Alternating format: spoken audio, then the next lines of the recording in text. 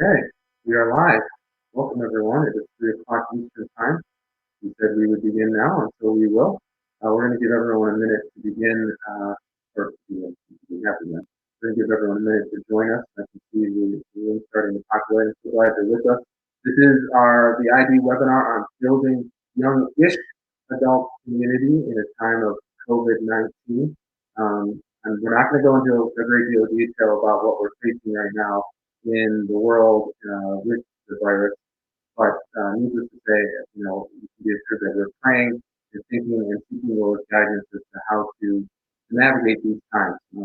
It is pretty unprecedented for all of us really to be in such a state of shutdown, such a state of destruction of what the normal has been. And so we wanted to take advantage, though, of the opportunity to still bring value, hopefully, to your life and to your ministry in tackling this really important topic that man needs and desires and lives through community. We are not an island. And so even though we are now all isolated and quarantined in various ways, we still need to think through and say, Lord, what is your vision for how we can still be the people of God in this time? So let's begin with a prayer. Then we'll do a few little housekeeping things, and then we'll dive right into it. In the Father, and the Son, and the Holy Spirit. Amen. Come, Holy Spirit. Come, Holy Spirit. Come, Holy Spirit. Fill the room where I am and fill the room where everyone who is watching. Touch our hearts, Lord Jesus. Fill us with more of your love, more of your power, more of your anointing, more of your wisdom. Come, Holy Spirit. Touch this world on fire. Amen. Amen. So, once again, so glad you're here. My name is Pete Burak. I am your presenter today. We have Chris Baker, our Director of Operations, in the chat room. So, throughout this whole experience, this is kind of a new thing for us, just to be totally transparent with you. We've never used Webinar Jam before. We've done webinars of different kinds, but never of this degree of, I don't know, specificity or technical prowess. So, as the webinar goes on, there will be a time of question and answer at the end. We'd also just love for you to populate the chat with any comments. Chris will be able to send those over to me, and then at the end, we'll be able to answer your questions as you go. At the end of this video, and just, one of the things I despise about webinars is when they take like 20 minutes to get into the actual needs of the content. It's 3:02 right now. I hope to have started the content by 3:05. Okay, we're going to rattle through these housekeeping issues very quickly. The system we're using automatically records the webinar and will send it to you within the next 24 hours. Once you receive it, I would invite you to share it with anyone you want. Share it with your pastor, share it with your friends, share it with anyone who you think would be blessed by this time that we've had together. Don't worry about it. There's nothing proprietary about this. We're not trying to make a buck on this. So at any point you want to share it, it's yours to take. At the end, if you stick with us to the end, we are going to offer you a little freebie, another little freebie, I guess, of not just the content from this webinar, but hopefully something that will bless, again, you and your ministry and your life. And so I'm not going to spoil it for you right now, but at the end of the webinar, we will be giving away a little gift to everyone who makes it to the end and is interested in it. Again, it's recorded, so I guess you can just skip ahead and find it later. But either way, no matter what, it's a gift for you. We hope you like it and take it. We've attached within this system a file that is a worksheet for our time together. And the design of the worksheet is mostly for you type A people out there who want to know what's coming next and want to know what the main points are. We've designed that worksheet for the type C personalities like me or the super ADDs who are going to be all over the place and there's something to keep us focused. And I know how webinars are. You're going to have this window open. You're going to have about 15 other ones open. So just in case you happen to be answering a work email when I come to one of my key points, we'll have a worksheet to fill out in order to have a tangible takeaway, but then also kind of know where we are as we go through. So somehow, I'm not even sure how this fully works, but Chris will explain it in the chat on how you can get this file and use it as we go through it. And finally, one of my growing pet peeves is that every email we get right now is about COVID-19, about the novel coronavirus. And I get it. We use that in our title to lure you here as well. But I just want to suggest that kind of pro tip number one, as you move forward with engaging your community, as you move forward with engaging the young-ish adults in your life, I'm not saying we ignore it, but let's not use that always as the care to get people to pay attention to it. I know, super ironic. It's super hypocritical. We used it in our title. But if you're like me, I'm getting a little inundated with stuff to help me during this time. There's a way that we can still help people during this time without having it to be about this time all the time. And we're going to dive into that a little bit more.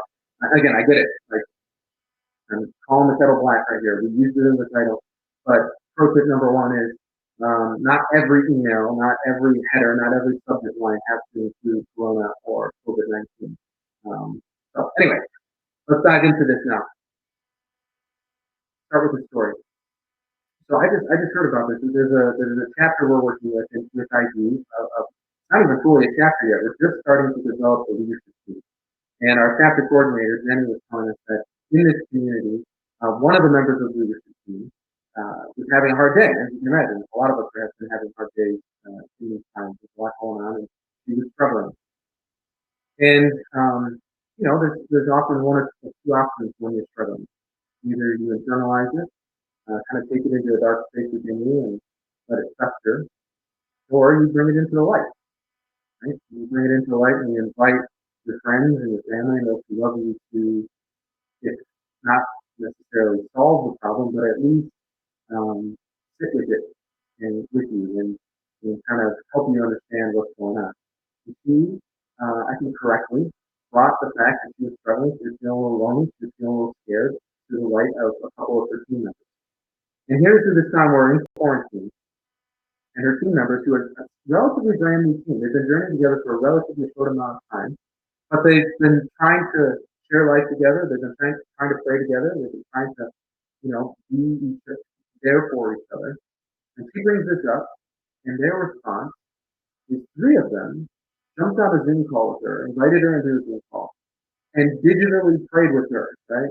Like they literally prayed over her through Zoom, which I just was so blessed by. And to me, it was like such a tangible example of what we're trying to see develop within our communities across the country during this particular time, but not just for things dealing with COVID and Corona, but for forever and always. Like this should just be the response of the Christian community at all times. That when a brother or sister is struggling, or when they have something to celebrate, or as we'll get into kind of 7 different rhythms of community, that our instinct is to engage. Our instinct is to reach out and touch. Our instinct is to be next to, near to, in whatever way we can, other people of God and other people that the Lord has placed in their life. I want to start, the first quote that I want to share with you is from John Paul II. This is from Christopher Dallas Lacey, section 32. He said this: communion and mission are profoundly connected with each other. They interpenetrate and imply each other to the point that communion represents both the source and fruit of mission. Communion gives rise to mission, and mission is accomplished in more communion. So what the Holy Father is saying is that you cannot have communion without mission. You cannot have mission without communion. Because when it interpenetrates and implies each other, he's saying when you say communion, you're actually implying mission. And when you say mission, you're implying communion. Why? Because it's out of our relationship with each other, out of our communion, we are sent to what end? To bring people into that communion. I mean, even the Father, Son, and Holy Spirit, the Trinity manifests this perfectly. Their communion of love then went on mission to seek and save the lost, to bring us back into communion with them. And I wanted to start here because I think one of the fundamental mistakes we make when we try to build community is we detach it from mission, or we pause mission in order to build community. Where we say something like, all right, once I have the people around me, then we'll go out on mission. Once we've been living together for a time and really understand each other, know who we are, and make sure we have each other's back. Once this community is established, then we'll go out. And there's something right about wanting to have a deep connection with people before you are engaged in mission. There's something correct about that. But when we have that mindset, what we lose is the lens with which mission defines our community. What I mean by that is the lens of mission provides the clarity as to what community life is going to look like. Because without mission, community life can drift in 1,000 different directions. What mission does is it focuses the behavior of the community to accomplish the common goal.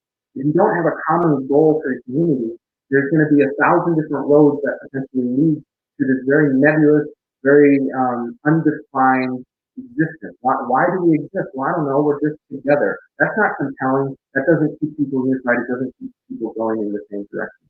I mean, from the beginning, human beings is one of the reasons we always organized ourselves in tribes, which is problematic things like tribalism. One of the reasons we did that is because the mission was survival.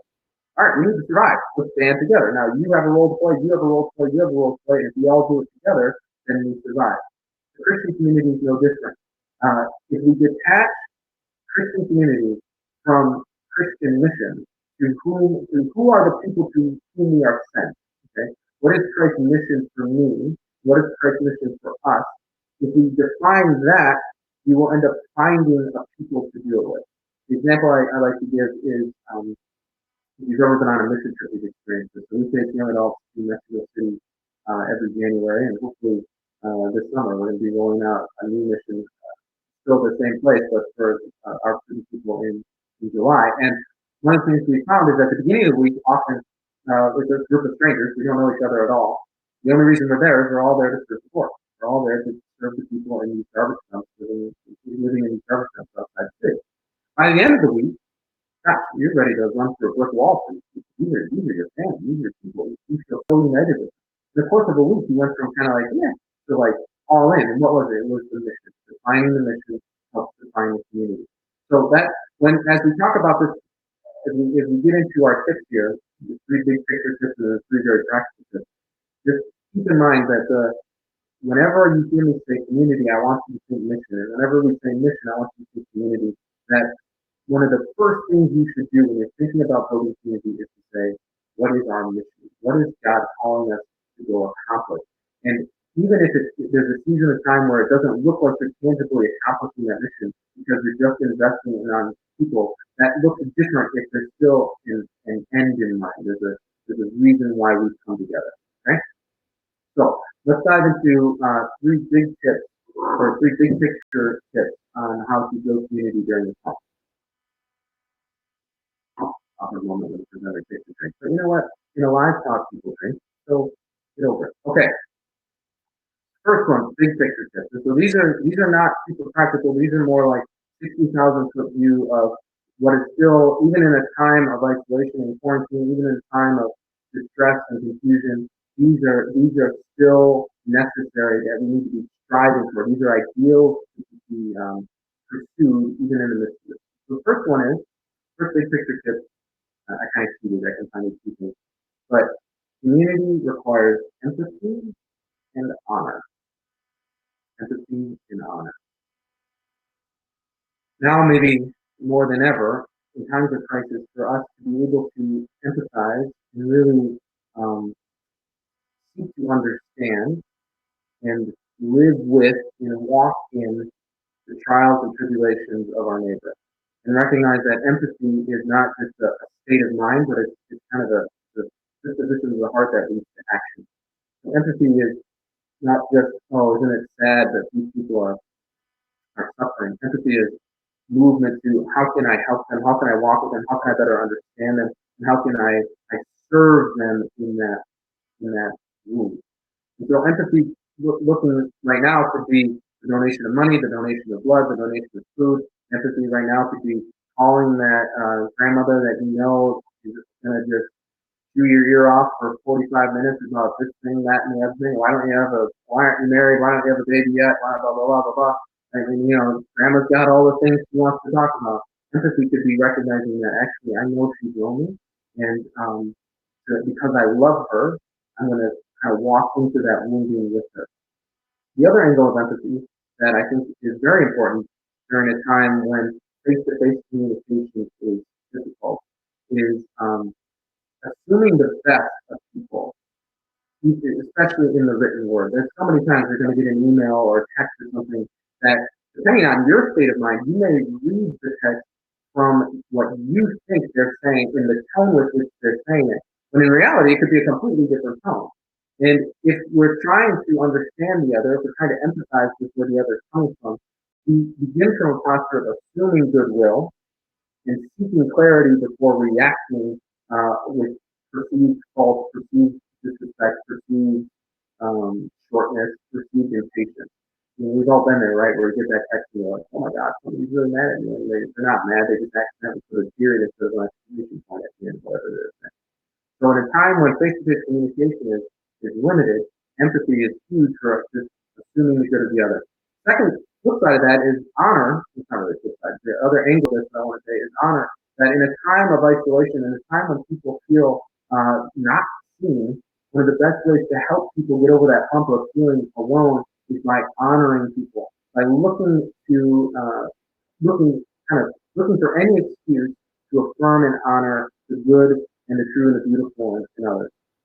And one of the key things to do for young adults is to help them understand that honoring is not just a sideways action in terms of honoring their peers and contemporaries, but in a time like this is a great time to think of ways to honor their elders and think of ways to honor the generations coming behind us. One of the ways young adult community is strengthened is when it's not just young adult community. Actually, young adult community is enhanced, young-ish adult community is enhanced when it's cross-generational. One of the best ways to make it cross-generational is when young adults honor their elders. Doesn't mean we have to follow everything they say. It doesn't mean we have to repeat their mistakes. It doesn't mean we have to utilize their strategies or utilize their prompts or all their ideas all the time. No, but to honor them, to listen to them, to sit at their feet in appropriate ways, and to invite them into our lives is a great blessing for young adults when there's love at the foundation of it, and it teaches the whole community how to love those who we wouldn't necessarily like. This is a key thing for Christian community. Christian community is built on love, not on the like. Certainly, hopefully, people in your community are going to be people that you like and enjoy doing things with.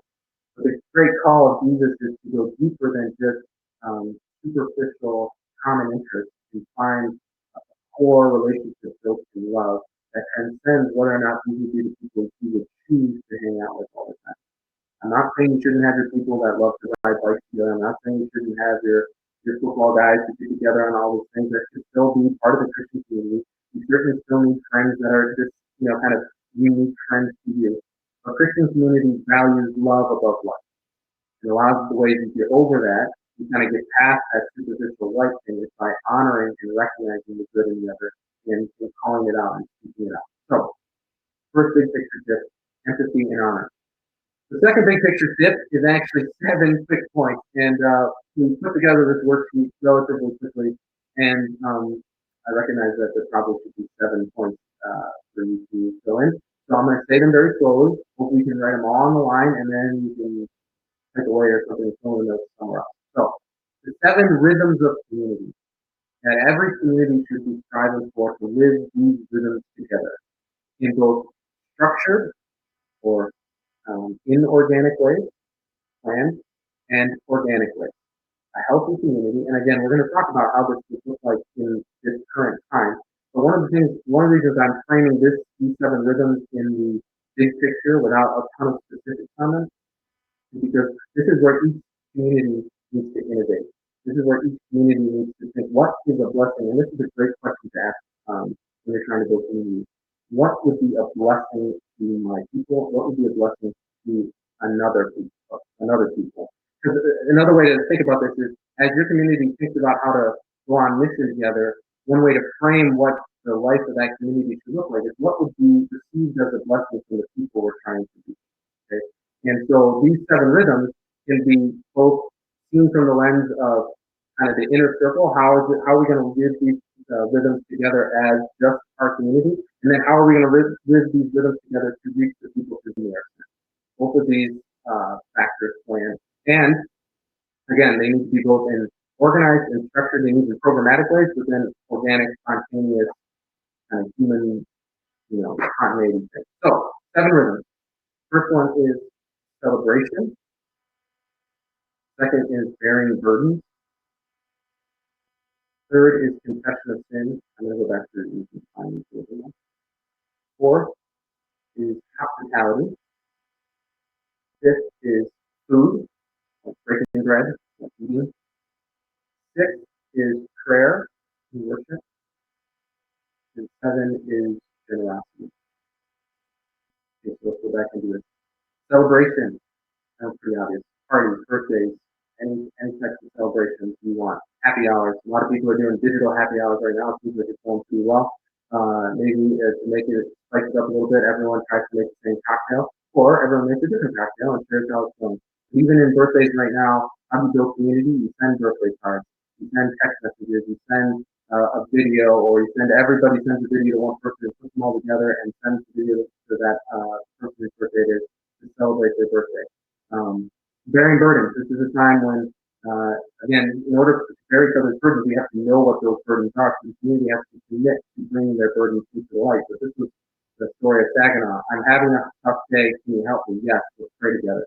Bearing burdens can't just be spiritual. It also needs to be temporal. Bearing burdens is helping somebody with their homework. Bearing burdens is somebody who's isolated in California trying to get home to their family in Virginia and they don't have enough money for a plane ticket and everyone pays for it. Bearing burdens is a friend of mine whose mother just passed away. All of us starting to go funding to help pay for funeral expenses because in this time it's very complicated to get all that done. Right? That's bearing burdens, not just spiritual needs of our people, but also temporal needs. Confession of sin is a little bit like bearing burdens, but a little bit more specific. I'm not suggesting this is a supplement. Actually, I didn't suggest this is a supplement. It's not a substitute for confession.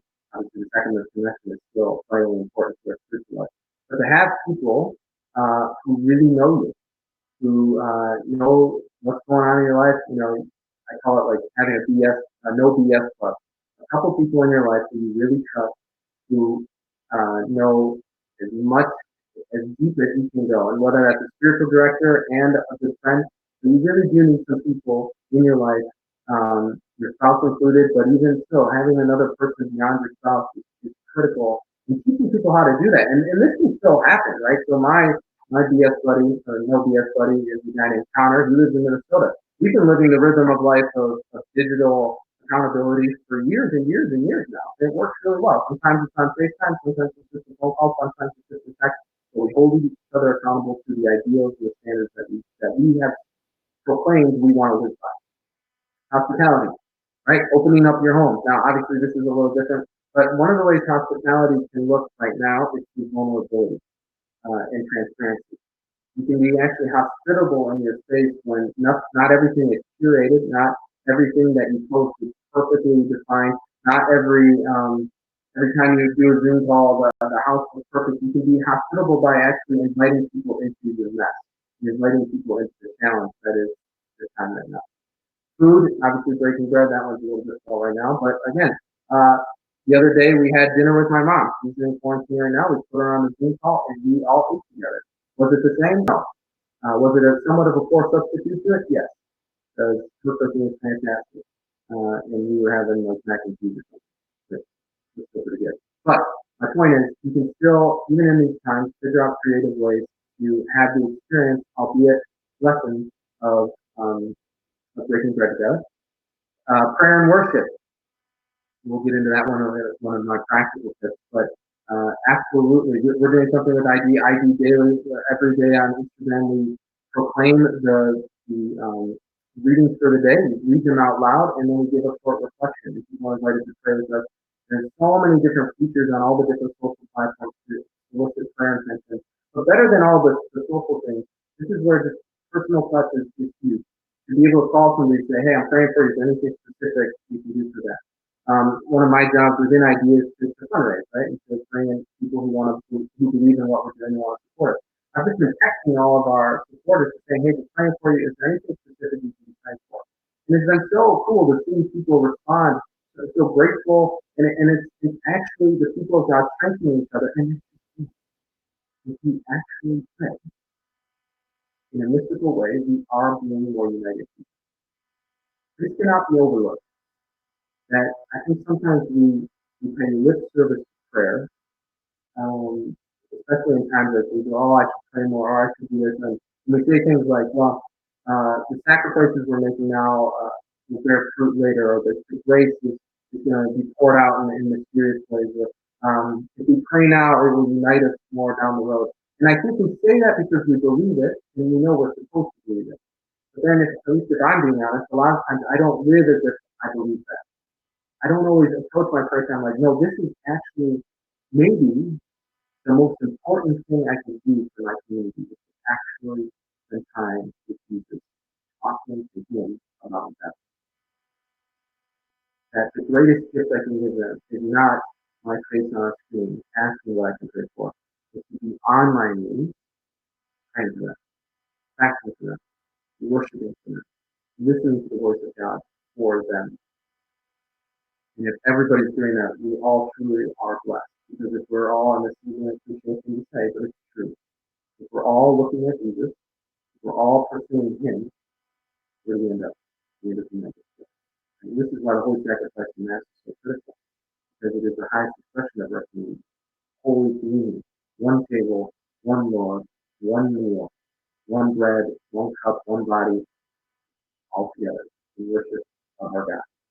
Okay. And then the seventh is generosity. And I think generosity just kind of infuses all the other rhythms. How can we just be generous with our time, talent, and treasure? And how can we be generous with our innovation? How can we be generous with our creativity? How can we be generous with our friends? How can we be generous with just everybody? The other night, one way I had to be generous is I really wanted to watch a movie with my wife, and her family wanted to do a Zoom call. She's the second youngest of 11, and everybody wanted to see each other. I love her family. I love her family dearly. And normally I would be all about it. But there was a part of me that was like, no, I just want to spend time with kids watching movies. And gosh darn it, we've earned it, right? When the kids in the house, we should do this. And she's like, oh, I think we should jump on it. And I was like, you're right. You're right. And so to be generous with our time, and for me to be generous with my wife, and choose my own horn here, a little bit of generosity, but honestly, it was my disposition of the heart wasn't there. It got there, but it didn't start there. But to be able to share our time and share our strengths and share even like our desires was to do this, and instead we're doing this. And the Lord works for us. Okay, those are the 7 rhythms of community. Third big picture tip. We're going to go back to the presentation for this one.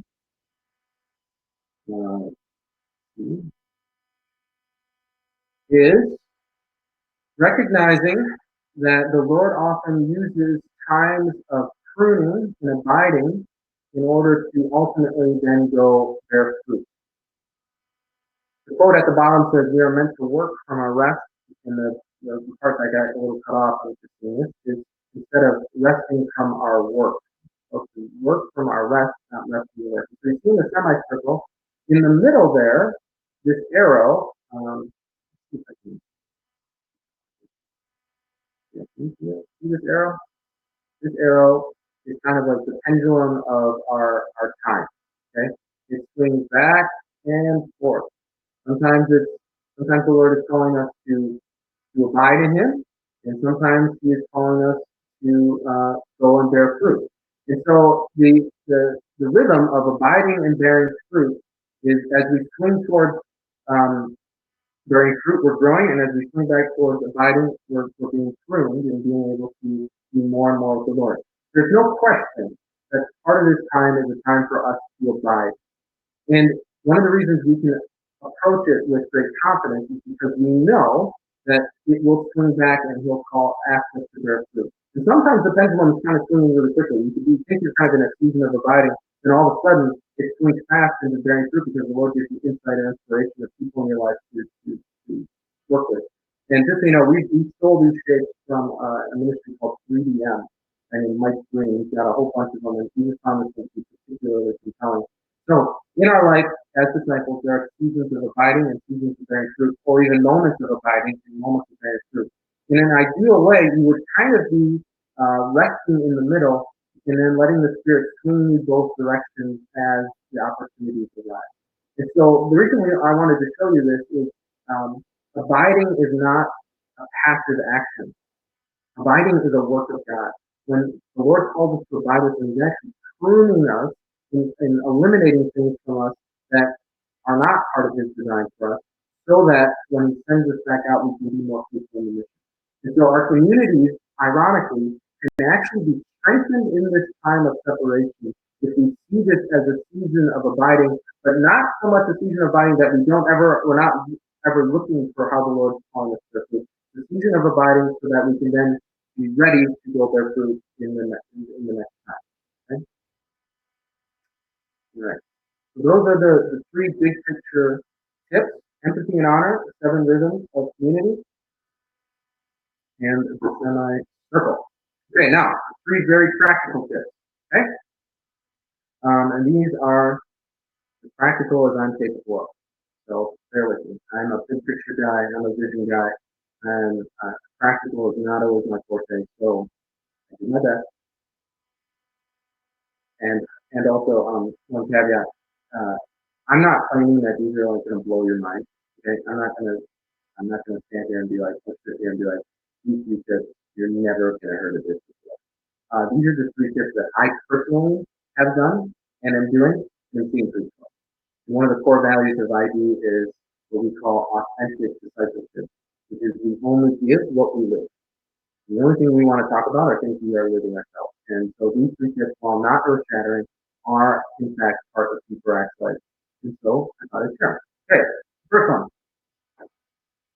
15 minutes at least each day of texting, Facebook messaging, or emailing people you never have time to connect with. There again. 15 minutes of texting, emailing, Facebook messaging, whatever platform you need, of reaching out to people you never have time to connect with. Just think about that for a second.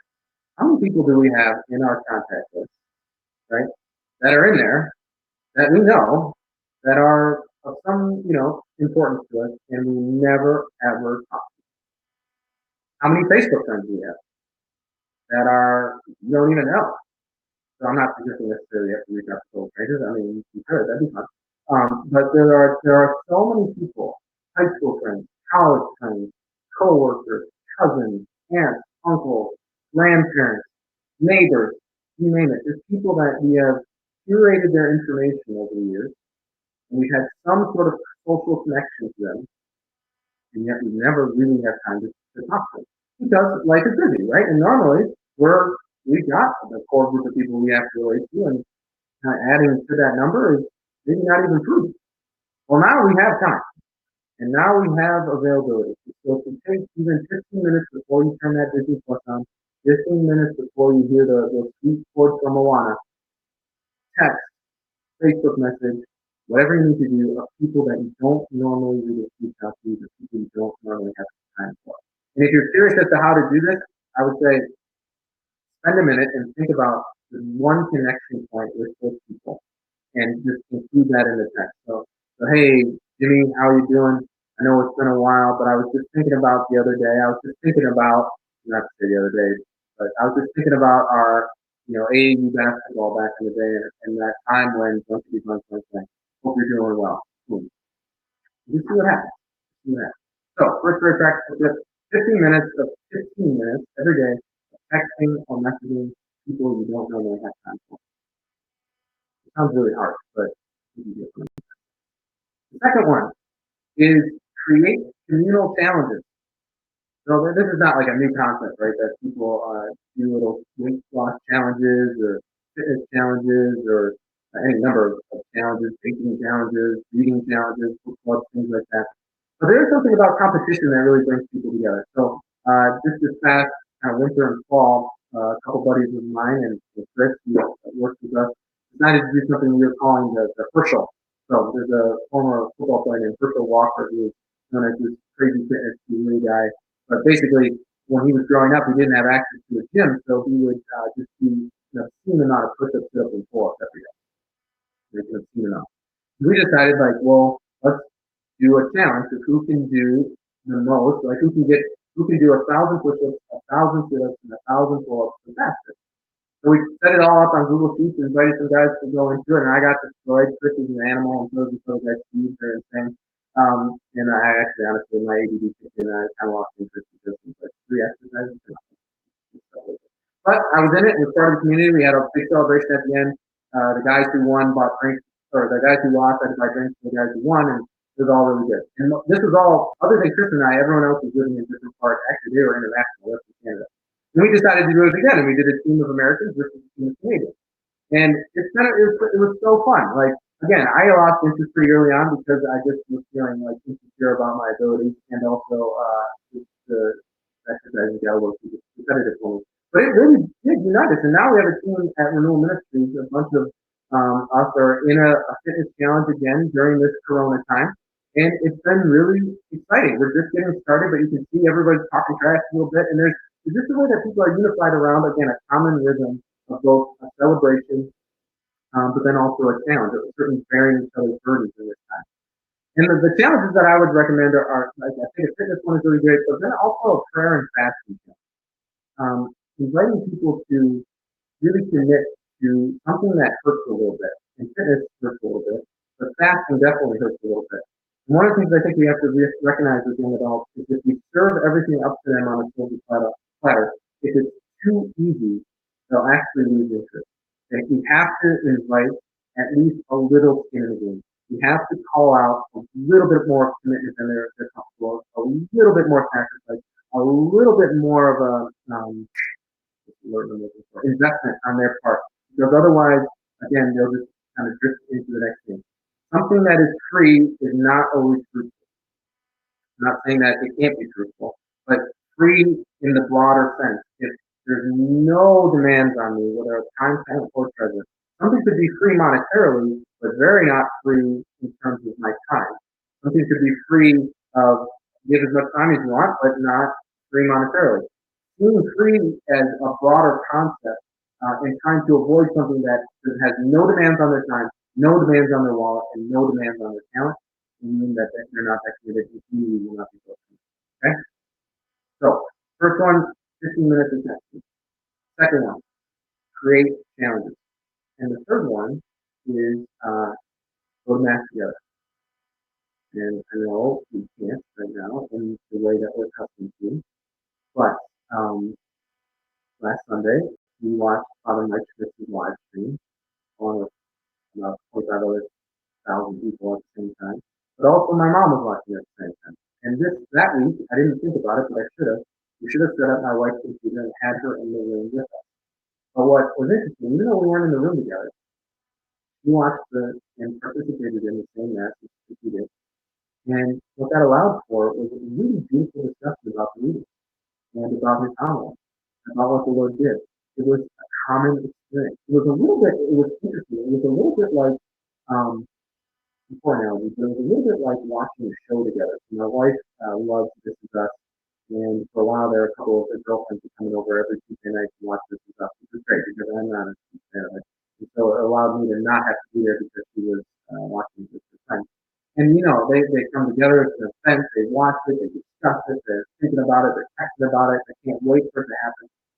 And again, I recognize this is an incredibly poor substitute to the actual experience of being at the Eucharistic celebration together. But I would venture a guess that a good percentage of our people watch one of the live stream masses. One of the ways you can help them build community right now is invite them to all watch the same one. Not only watch the same one, but all even watch it together. Put your screens on mute, set up different your phones and things, and try to create an environment where you feel like, okay, I'm not in this alone. And then have a Zoom call ready for that afternoon, a link, or Zoom or whatever platform you want to use, and come together and have your mid-afternoon Sunday cocktail and talk about it. Talk about what you experienced. I was profoundly moved by Father Mark's homily. I was profoundly moved by how much I felt the Spirit moving through the screen. And it was wonderful to be able to share that with my mom. So, 3 very practical tips: 15 minutes of texting, create challenges, mass together. All right, we got through the tips. We're at the point where it's a key question and the final thought before we get into your question. Here's the key question. I think this is vitally important and kind of brings all of this webinar to a point. Here's the key question. How do the things we are doing now build for the future? How are the things we're doing now build for the future? What I mean by that is not so much that the specific things we execute on, or even the specific platforms we use to do these things, like Zoom or even webinar things, are the platforms and the strategies we're going to use long term. That's not what I'm saying. Maybe they will. Maybe we'll discover that there's a lot you can do that way. But what's the underlying purpose of the things we're doing, and how do we see that playing out long term? Every single one of my tips should and could apply both right now, in this moment, and through the rest of our lives. Now, certainly math together via screen doesn't, but math together absolutely does. Empathy and honor, the 7 rhythms of community, the semicircle, 15 minutes of reaching out to people you don't know who you're out to. You never know who you reach out to. I had this experience when we were doing Alpha years ago. I invited a guy who was part of an AU basketball team I was on. I hadn't talked to him since like the 5th grade, but we were Facebook friends. And I just said, you know what, hey man, we're doing this thing. He couldn't make it, but wouldn't you know, he was blessed by the fact that I even reached out to him. We had a little bit of a correspondence. It was just a little ray of light, little evangelistic moment that I was not expecting, that he certainly wasn't expecting. And it just came from thinking a little bit differently about it. So 15 minutes of technique, the challenges thing, and math together all still apply. They all work for the long term. How we execute on them right now is going to look different. But if we do start to do them now, if we start to invite people into 7 rhythms, if we start to emphasize and honor, if we start to communicate more, if we start to live in the light, if we start to bear each other's burdens, if we start to figure out ways to eat together, if we start to do all those things now, it will bear fruit for the future if we have that mindset. If we think about all these things just as, oh, I need to do these for 2 weeks and then we'll get back to this as usual, and not actually growing from the moment and the opportunity that the Lord has given us in this. Okay? All right. Let's do some questions and answer. I don't know how we're going to do this. Chris, you pull up chat.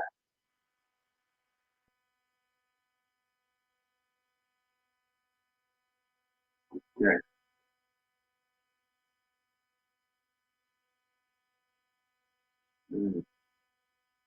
Okay, so I should have been paying attention to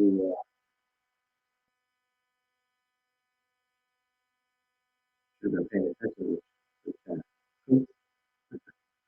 That's the problem. Okay, so any questions? I'm going to find my headphones here because I'm an idiot and should have had them all along because I forgot to do them. And here I'm not paying attention. Hopefully that's better. All right. So, any questions and answers that we have? Otherwise, we can dive into a closing thought. I'll wait for a second.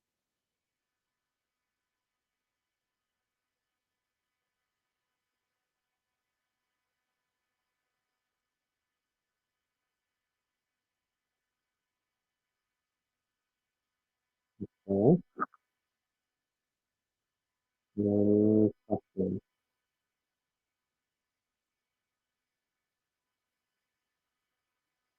Okay. Well, if any questions come up, great. We can dive into it when you have a chance. Or no. Wow, this is hilarious. Chris is writing in the chat message. It's like, holy smokes. Oh, hey, here we go. Questions this time show up. Good. Alexa Smith wants to know, what is something meaningful that my office can provide young adults right now?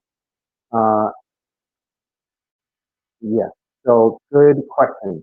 Not knowing what kind of office you're in, Alexa, I think one of the things that you can provide to them right now is if you have a database of who they are and their contact information, you divide and conquer and reach out to each one of them personally, either through an email or text, and to just express that we're praying for you. If you have any intentions or any needs, if there's any physical or spiritual needs that come up in this time, reach out to us first. We are there to help you. So you can provide immediately just a touch point, a lifeline that some of your young adults who are on your books may have no contact with anybody. They may not have family around. They may not have any friends.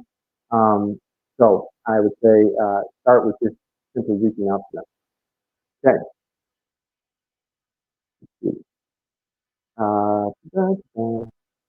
So Amanda wants to know, will you be sending out the transcript in case you couldn't catch what you said?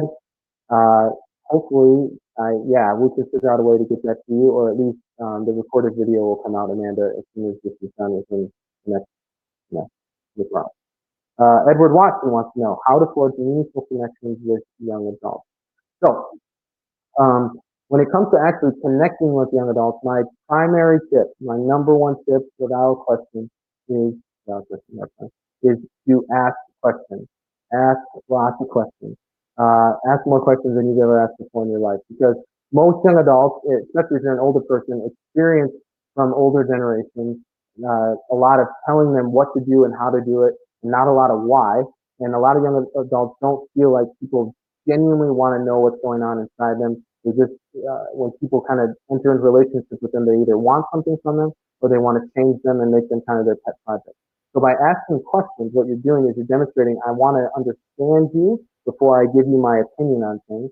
And I want to truly get to the root of what's going on in your life. And one of the things that asking questions does, it'll help you discern who are the young adults in your life who actually want to have a relationship with you and those who don't. One of the other tips I often give when it comes to actually engaging with my generation is start with the people who already like you. Start with the people who, if you called them, would want to talk. It's hard enough as it is to do evangelization and ministry and all this for people who aren't interested. So why not start with the people who are? And one of the best ways you're going to know who is interested is by starting to ask them questions. Because what you do when you ask them questions is you dig down into what's really going on inside them. And eventually, when it's your turn to share, when they turn it around and say, okay, Uncle Bob, what do you think about this? I always say, ask one more question, because you really want to know. You really want to know. You say, yes, yes, I really want to know. And then you tell them what you've been holding on to. It doesn't mean you're conceding the right to share the truth in love. It doesn't mean you're conceding the right to defend the faith and all this. You're just being humble enough to wait until they're ready to receive it. And you're going to know when they're ready to receive it if you ask them questions. Okay. Danielle was wondering what the question was. Sorry, that was hard to hear. I'm a moron. I, I forgot to plug in the headphones from the beginning. Here's the question. How do the things we do now, how do the things we are doing now build for the future? How do the things we are doing now build for the future? In other words, if we can start to think with the end in mind of life, once we get back into the normal rhythm of life, instead of just seeing the things we're doing now as a temporary stopgap, doing things now that we know we can build on even when the form and manner changes, even when we don't need change anymore, the rhythms that we're establishing can be maintained. Okay. Let's see. Okay. Any other questions that I'm missing?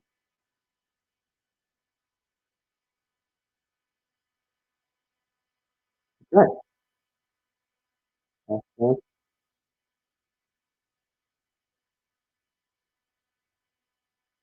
Well, friends, I appreciate your patience with this.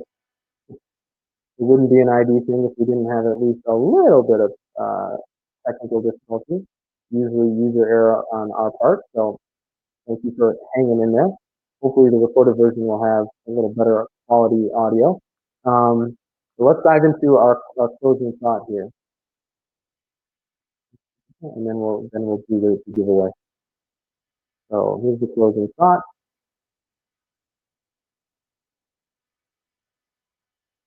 This is from Seth Godin.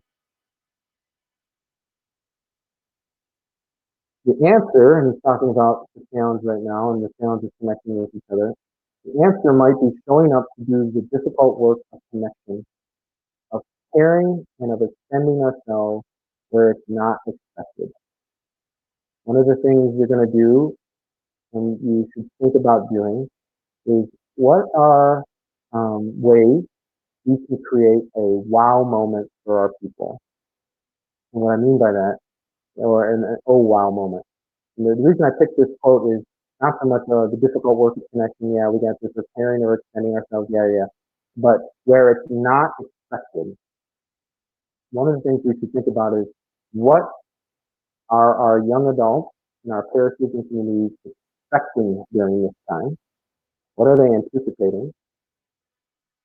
And then how can we break one, two, three, four, five of those expectations? What are they expecting? So when it comes to, okay, somebody has a great idea, you send a video from the pastor to the whole community talking about this current crisis. When somebody gets that email from Father, what are they expecting to hear? What are they expecting it to look like? What are they expecting it to sound like? What are they expecting? If you can take a moment in the production of that video and break an expectation, whether by the content Father gives, whether by the setting, whether by the lighting, whether by the video quality, whether by the editing, something where they go, oh wow, that was a little different than I was expecting. That's powerful. Those are connection points. That brings them. It leaves people wanting more. And so I would think about when somebody gets just an email from the parish, or when somebody is invited into a webinar.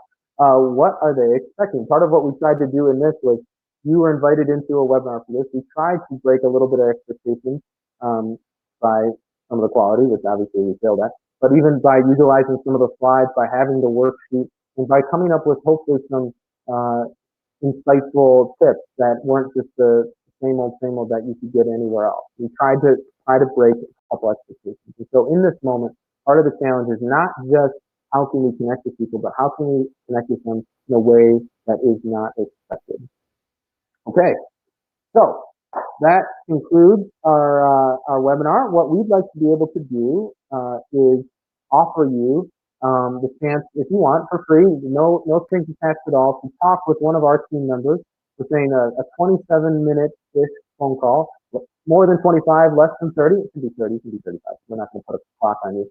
But to connect with one of our team members to go into greater depth about your unique situation. What are you experiencing in your situation right now? And what could we do to potentially help? And I'm not talking about it from a programmatic way. I'm talking about it from one human being who's trying to build young adult community, a member of our team, to another human being who's trying to build young adult community, you. And two heads are better than one. To be able to hear your situation, to talk about the challenges, to talk about the opportunities, strengths and weaknesses, all of that, and then to just provide a little feedback and see where it goes. We want to give our time in this season to you. So Chris has created I think it's called Calendly link. So basically you can go in, you plug your information in, and it'll show when the available time slots are that one of us can talk to you. You put the information in there, and we will call you at that time, and we'll have a 27-minute conversation about your situation. Again, no strings attached, no fees at all. It's just simply, we want to hear what's going on in your community, and if there's a way that we can help you with some of the wisdom that the Lord seems to be pouring out on us, great. And if not, that's okay too. We'll just make a new friend. Once again, this will be recorded. It is being recorded and sent out to you. Please share with as many people as possible. I'm deeply, deeply sorry and embarrassed and saddened that the sound wasn't the quality it should have been. Yeah, one of those things. We'll get better the next time. If you give us the next time, I promise we'll be better at it. But in the meantime, we are praying for each one of you. We're so grateful that you're with us. And you can continue to send in your questions. We'll try to answer them in follow-up emails. Once again, please jump on and sign up if you want to talk with us. Share this video with whoever you would want, and know that we're praying for you. All right, God bless. Thank you.